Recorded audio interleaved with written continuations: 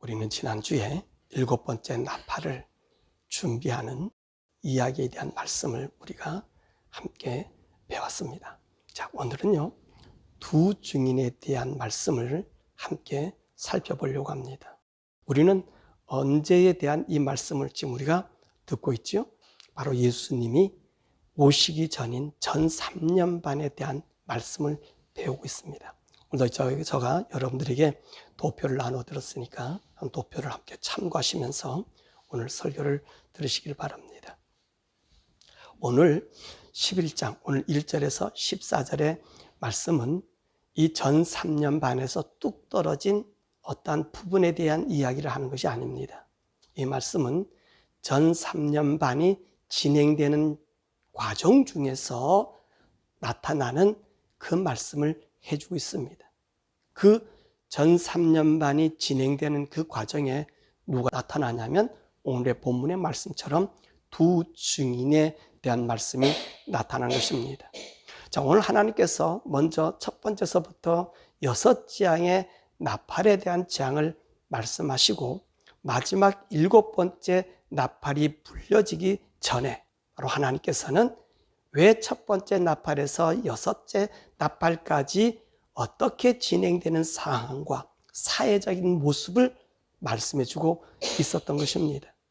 그러면 이 전 3년 반은 이 지구상에는 어떤 일이 있냐면 적그리스도가 다스리는 시간인 것입니다.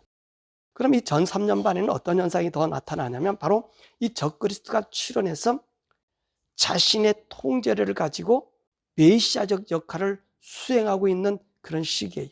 바로 이 시기에 이 적그리스도와 이 두 증인이 함께 사역하는 시간인 것입니다. 그것이 바로 오늘 1절에서 3절에 말씀해 주고 있는 거예요. 또 내게 지팡이 같은 칼대를 주며 말하기를 일어나서 하나님의 성전과 제단과 그 안에서 경배하는 자들을 측량하되 성전 바깥마당은 측량하지 말고 그냥 두라. 이것은 이방인에게 주었은즉 그들이 거룩한 성을 42달 동안 짓밟으리라.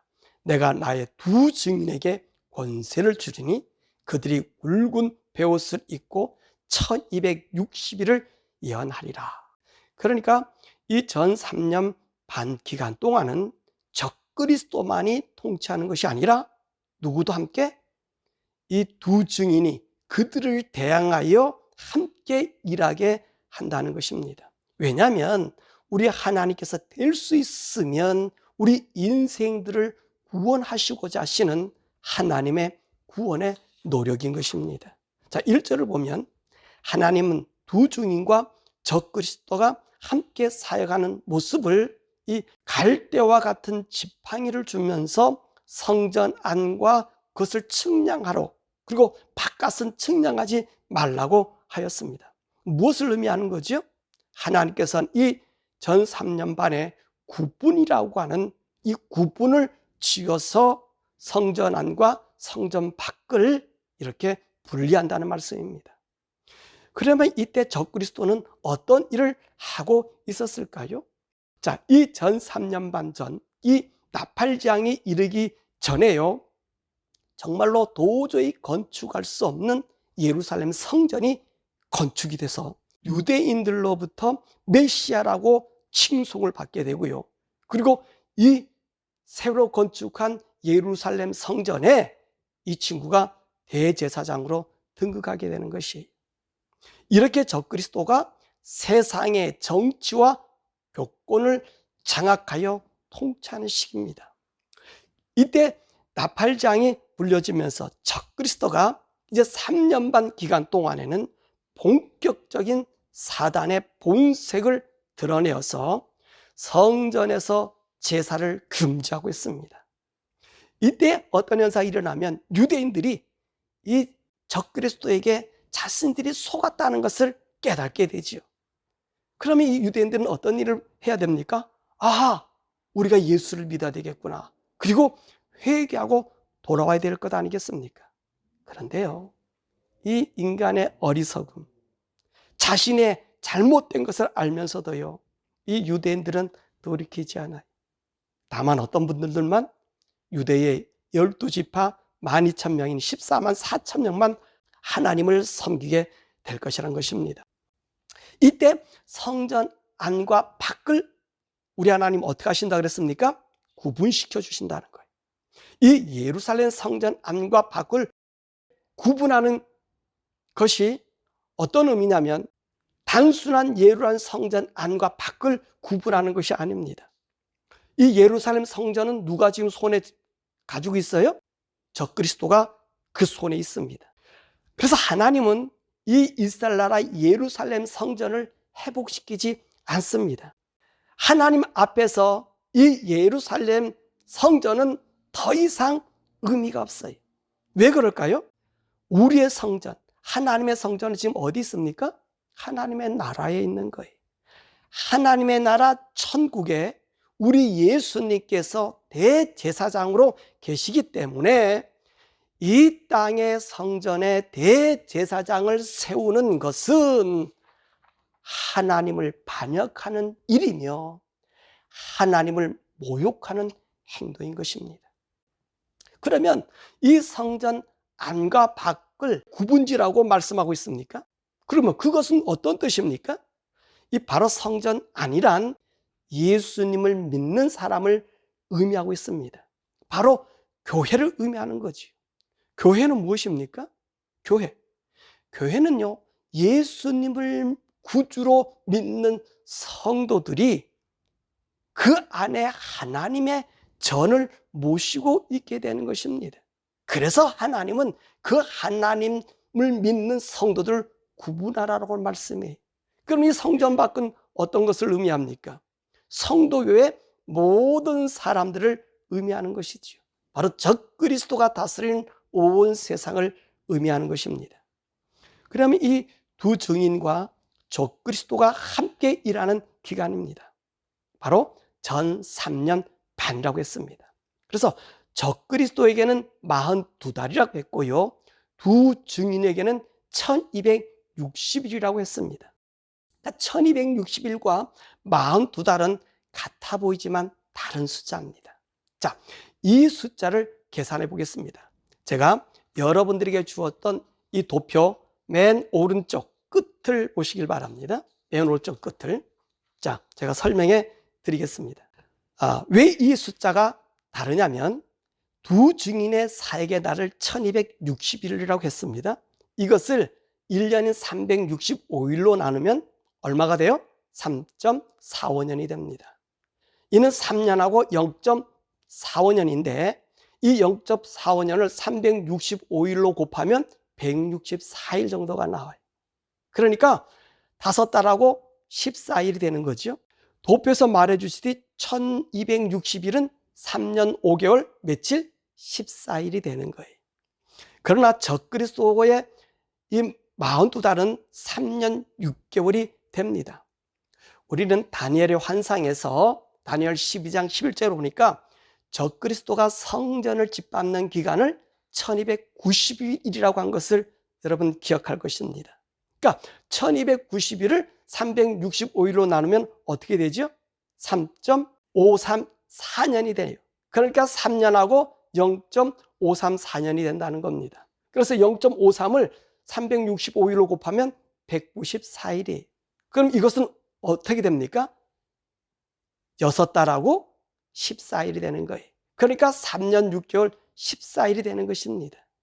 그래서 다니엘의 1290일이나 계시록의 42달은 같은 의미인 3년 반임을 알 수 있는 거예요. 이해가 되시죠? 여러분이 이런 질문하고 있어요. 목사님, 유대인이 쓰는 음력으로 계산하지 않고 왜 양력으로 계산합니까? 그런데 말입니다. 이 적그리스도가 나타나는 우리 세상 끝에는요, 음력을 쓰지 않아요. 모든 표준력이 태양력인 거예요. 이것이 하나님의 놀라운 비밀인 것입니다. 놀라운 비밀인 거예요. 또한 우리는 다니엘 12장 12절에 나타난 1335일이라는 말씀이 있습니다. 바로 이 말씀은 두 증인이 1260일을 증거하고 나서 순교하고 납니다. 그리고 45일을 더한 숫자예요. 그러니까 적그리스도가 42달인 1290일에 45일을 더한 숫자가 1335일인 거예요. 그래서 다니엘 12장 12절의 말씀 보니까 1335일까지 기다리는 자가 어떻다고 얘기했습니까? 그래서 복이 있다라고 얘기하는 거예요.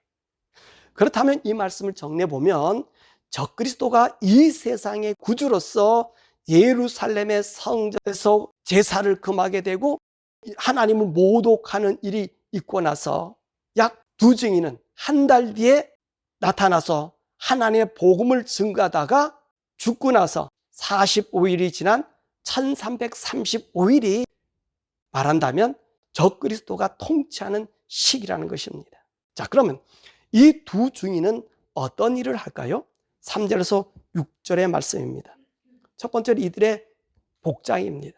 3절의 말씀 보니까 굵은 베옷을 입었다고 했습니다. 무슨 의미일까요? 두 증인은요, 굵은 베옷을 입었다는 말은 우리 인간들에게 회개를 촉구하는 의미인 것입니다. 온 세상을 향하여 이 모든 징조를 가지고 회개하기를 촉구하고 있는 거예요.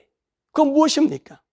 우리 하나님께서 첫 번째에서 네 번째 나팔 재앙을 나타낼 때 사람들은 뭐라고 얘기한다 그랬습니까? 우리 인간이 이 지구를 관리하지 못해서 지구온난화나 자연재앙으로 치부할 수 있다 그랬습니다. 이 말씀 우리가 8장에서 시작되는 7년 대환란에서 설명했습니다. 여러분들 그 비디오에 가서 찾으셔서 보시길 바랍니다. 그러나 이 두 증인은 이것은 자연재해가 아니고 온난화도 아니라 하나님께서 너희들에게 회개를 촉구하는 재앙이라고 외치는 것입니다. 그래서 이들의 모습을 굵은 베옷을 입은 모습이라고 한 것입니다. 그러면 이 두 증인은 누구일까요? 4절의 말씀 보니까 이는 땅의 주 앞에 섰는 두 감람나무와 촛대니. 이 두 증인에 대해서요, 많은 사람들이 이렇게 얘기합니다. 엘리야와 모세다, 또는 세례 요한과 예수님이다. 신약의 말씀과 구약의 말씀이다. 구약의 성전과 신약의 교회다. 이렇게 해석들 합니다. 근데 저는 이 말씀을 묵상하고 저에게 준 감동의 말씀을 여러분에게 전해드리겠습니다. 오늘 이 두 증인은 어디에 있다 그랬어요? 이 땅의 주 앞에 서 있다고 말했습니다. 그럼 바로 이때가 언제라고 말씀하고 있는 거예요? 적그리스도가 세상을 통치하고 하나님의 전 3년 반의 나팔 재앙이 내리고 있는 바로 그 시기라고 하는 말입니다. 그러니 이 일들은 과거의 일일 수 없습니다. 그래서 엘리야도 아니고 모세도 아닙니다. 세례 요한도 아니고 예수님도 아닙니다. 구약 신약의 성경 말씀도 아닙니다. 바로 지금 그 전 3년 반에 있는 그때라는 겁니다. 그렇다면 이 두 증인은 누구겠습니까? 오늘 본문에는 두 가지로 말씀하고 있습니다. 두 감람나무와 두 촛대. 이 감람나무라고 하는 말은 나라를 의미합니다. 그러니까 두 나라라고 하는 의미죠.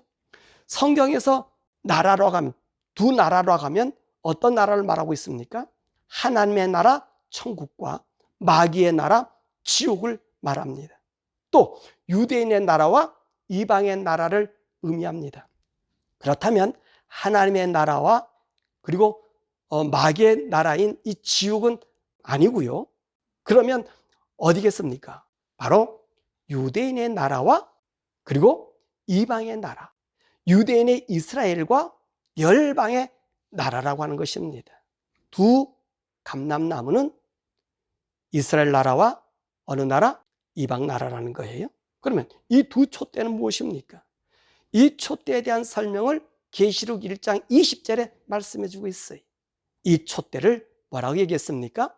교회라 라고 말씀하셨습니다. 그러므로 두 교회라는 거예요.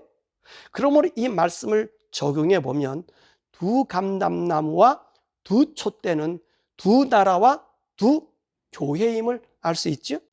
바로 유대인의 교회와 열방의 교회라는 말씀입니다. 즉 유대인들 중에서 예수님을 믿는 사람들과 이방의 사람들이 예수 믿는 사람들임을 알 수 있어요. 그런데 이 두 나라, 이 두 교회의 대표 두 명이 나타나셔서 오늘 이 두 증인이 복음을 증거한다는 것입니다. 그러면 하나님은 이 두 증인에게 어떤 능력을 주시나요? 5절과 6절의 말씀입니다. 자, 만일 누구든지 저희를 해하고자 한즉 저희 입에서 불이 나서 그 원수를 소멸할지니 누군지 해하려 하면 반드시 이와 같이 죽음을 당하리라. 저희가 권세를 가지고 하늘을 닫아 예언을 하는 날 동안 비 오지 못하게 하고 또 권세를 가지고 물을 변하여 피 되게 하고 아무 때든지 원하는 대로 여러 가지 재앙으로 땅을 치리로다. 마치 이 모습은요, 엘리야의 모습과 같고요, 모세 행한 기적과 같아요. 엘리야는 비를 오지 않게 했고요, 불을 하늘에서 내려오게 했습니다. 모세는 물을 피로 변하게 만들었던 사실입니다. 이 두 선지자가 이와 같은 일을 행한다는 거예요. 이와 같은 기적을 보인다는 거예요. 왜 그럴까요? 이거는 하나님의 모든 말씀이 완전히 이루어지는 그것을 보이는 마지막 재앙이라고 말하고 있는 거예요. 그래서 너희들은 저 적그리스도의 말을 듣지 말고 지금 내리는 이 재앙은 자연재해도 아니고 그리고 인간이 만든 환경오염도 아니라 하나님의 심판임을 증거하는 거예요. 이렇게 두 증인이 얼마 동안 증언한다고요? 1260일을 증거하는 거예요. 그럼 이 두 증인에 대한 세상 사람들의 생각입니다. 10절의 말씀 보세요. 이 두 선지자가 땅에 거하는 자들을 괴롭게 한 거로. 자, 세상은 오늘 이 두 증인을 어떤 사람이라고 얘기하는 거예요? 괴롭게 하는 사람들이었다. 자기들을 괴롭게 하는 사람들이었다라고 이야기하는 거예요. 그렇습니다. 하나님의 복음은 이 세상의 사람들을 괴롭게 할 수 있습니다. 왜 그럴까요? 우리 기독교의 복음은 이 세상과 반대의 길을 갑니다. 세상과는 분리된 삶을 요구하는 것이지. 이 적그리스도가 통치하기 전에, 이 나팔장이 있기 전에 이 세상은요, 전쟁과 기근과 홍수로 몸살을 앓고 있었습니다. 그런데 이 적그리스도가 나타나서요, 공동분배가 이루어지고요, 인간들을 아주 이롭게 하고요, 종교의 분열도 통합을 시켜버리는 거예요. 그러니 이 얼마나 좋고 훌륭하고 앞으로의 세상이 기대가 되고 있겠습니까? 비록 첫 번째 나팔과 그리고 두 번째 나팔, 세 번째 나팔, 네 번째 나팔 재앙이 내린다 해도 오늘 이 적그리스도를 보면 어떻게 생각했어요? 이는 분명히 모든 이 재난을 극복할 수 있는 사람이라고 믿을 수 있는 것입니다. 이런 세상의 구주를 두 증인이 나타나서 저놈이 적그리스도요, 저의 말을 들으면 영원한 하나님의 심판을 받게 되고 죽게 된다고 하니 이 두 증인이 얼마나 믿고 꼴보기 싫었을까요? 모든 인류 문명에 역행하는 자라고 손가락질하지 않겠습니까? 그래서 세상 사람들은 오늘 이 두 증인 보고 우리를 괴롭게 하는 자들이다 라고 말하는 것입니다. 이런 분위기가 고조될 때 이 두 증인이 죽는 일이 발생합니다. 정말로 믿기 힘든 일이지요. 이들을 죽이려고 하면 오히려 죽임을 당했는데, 이들을요, 어떠한 힘으로도 제할 수 없었는데, 근데 이들이 죽는단 말입니다. 그러면 누가 이 두 증인을 죽일까요? 바로 적그리스도가 죽이는 거예요. 이 적그리스도가 어떻게 이 두 증인을 죽일 수 있을까요? 그 7절에 그 해답을 주고 있습니다. 저희가 그 증거를 마칠 때에, 저희가 그 증거예요. 누구죠? 바로 두 증인이 증거를 마칠 때에 무적행으로부터 올라오는 짐승이 저희로 더불어 전쟁을 일으켜 저희를 이기고 저희를 죽일 터인즉. 자, 무적행에서 올라온 짐승이라 했습니다. 바로 이 사단의 권세를 받은 적그리스도가 이제까지는 패했는데 이 적그리스도에게 사탄의 권세가 입혀진 거예요. 그래서 이 권세를 입고 이 두 증인과 싸움을 하게 되는데, 아이고, 이 두 증인이요, 적 그리스도에게 져서 죽임을 당한다는 거예요. 이분이 잘 이해가 안 되지요. 앞으로 12장과 14장에 가서 우리가 이 말씀을 함께 배우겠습니다. 자, 언제 이 두 증인이 죽게 되죠? 오늘 말씀 보니까 그들의 증거가 마칠 때, 저희의 증거가 마칠 때예요. 그러니까 하나님이 표징으로 주신 1260일이 되는 날, 이 두 증인은 죽임을 당하게 됩니다. 이것은 하나님의 말씀, 이 계시록의 말씀이 이루어지는 것을 보여주기 위한 표징인 거예요. 여러분, 구약의 엘리야가 죽었습니까? 모세가 죽었습니까? 아니지. 이들은요, 불말을 타고 회오리 바람을 타고 하늘로 올라갔습니다. 또 모세의 시체는 찾을 수도 없었습니다. 그런데 마지막 때에 이들과 같은 능력을 행하는 두 증인은 이들 적그리스도의 세력 앞에 죽임을 당합니다. 하나님은 이것을요, 모든 인류들에게 표징으로 남겨주시는 거예요. 왜 그럴까요? 우리는 그 빌미를 성경에서 말씀하고 있습니다. 계시록 10장 4절의 말씀 보니까 7 우레가 말할 때에 내가 기록하려고 하다가 곧 들으니 하늘에서 소리가 나서 말하기를 7 우레가 말한 것을 임봉하고 기록하지 말라. 그렇게 하셨습니다. 요한은 7 소리에 대한 소리를 듣고 기록하려고 하였는데 하늘에서 소리가 나기를 기록하지 말고 임봉하라고 했어요. 왜 임봉하라 했죠? 이것은 바로 그때가 가면 바로 알 수 있는 구별된 징조이기 때문에 그렇단 말씀입니다. 그렇습니다. 하나님이 주시는 이 징조들은요, 확실히 그때 가면 다 드러나게 되기 때문에 그런 것입니다. 자, 그러면 왜 이 두 증인이 적그리스도에게 죽임을 당해야 했을까요? 이 일에 대하여 설명하고 있습니다. 11절과 12절입니다. 3일 반 후에 하나님께로부터 생기가 저희 속에 들어가매 저희가 발로 일어서니 구경하는 자들이 크게 두려워하더라. 하늘로부터 큰 음성이 있어 이리로 올라라 함을 저희가 듣고 구름을 타고 하늘로 올라가니 저희 원수들도 구경하더라. 여러분, 이 두 증인들이 적그리스도에게 죽으니 불신자들이 얼마나 좋아합니까? 그 모습을 오늘 본문에서 말씀해 주고 있어요. 9절에서 10절에 자, 백성들과 족속과 방언과 나라 중에서 사람들이 그 시체를 사흘 반 동안을 목도하며 무덤에 장사지 못하게 하리로다. 이 두 선지자가 땅에 거하는 자들을 괴롭게 한 거로 땅에 거하는 자들이 저희의 죽음을 즐거워하고 기뻐하여 서로 예물을 보내더라 하더라. 여러분, 세상 사람들이 이 두 증인진이 얼마나 좋아합니까? 얼마나 좋은지 이들 서로 어떤 일을 한다고요? 예물을 보내고 즐거워 기뻐하다고 했었습니다. 더욱이요, 이들은 이 두 증인이 얼마나 미웠는지 이 시체를 장사하지 못하도록 어디다가 큰 성 길가에다 내팽개치고 축제를 벌인 것입니다. 그런데 3일 반이 지나서 하나님께서 저들에게 생기를 주어서 발로 걸어나가 일어나게 하셨어요.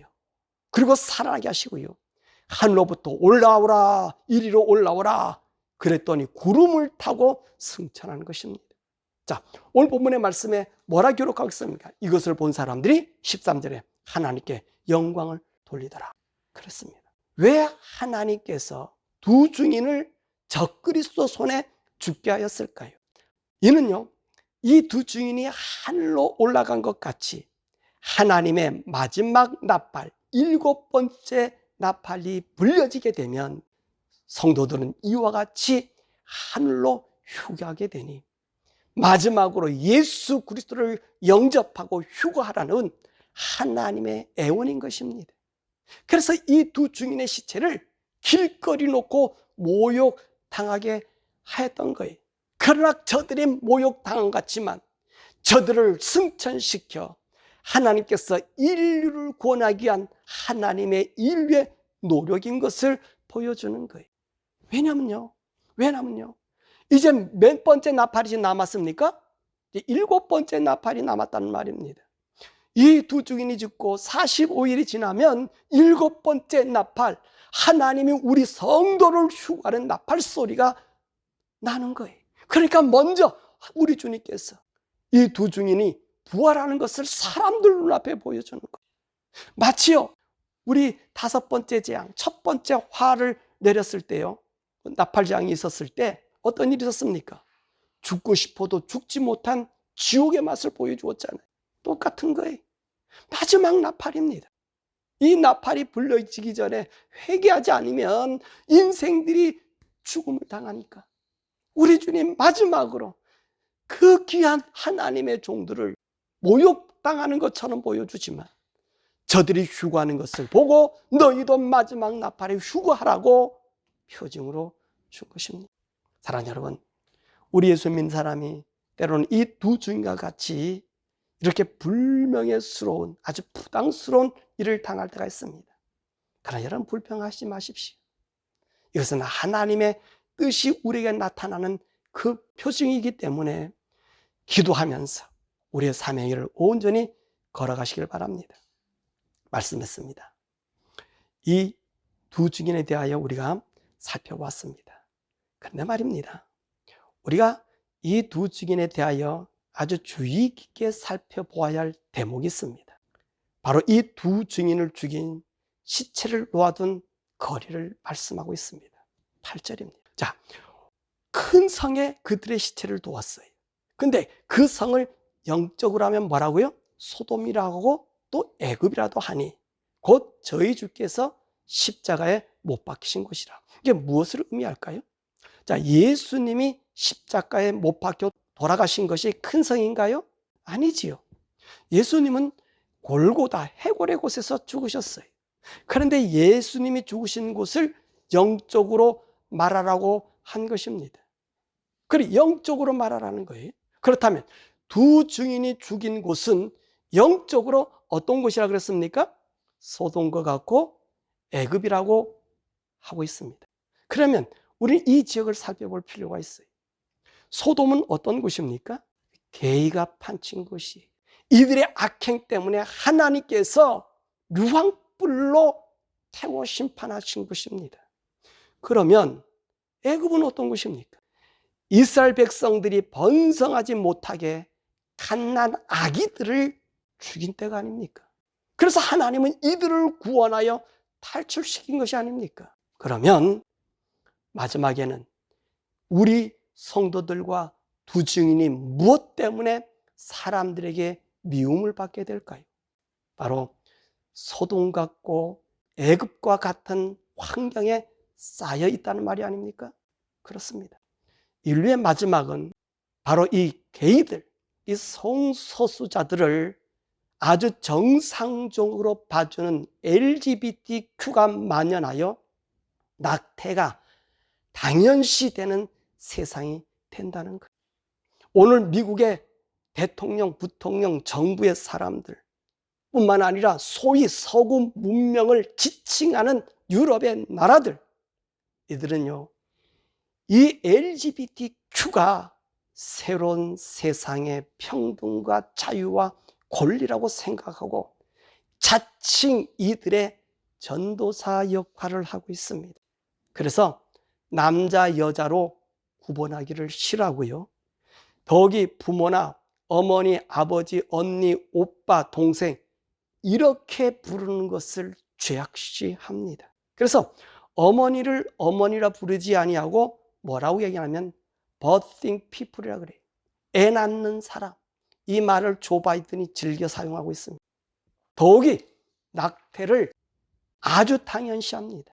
살인이라고 생각하지 않고요, 자유요 권리라고 주장하고 있습니다. 마치 애굽 사람들과 같이 말입니다. 이것이 바로 소돔과 애굽과 같다고 한 말입니다.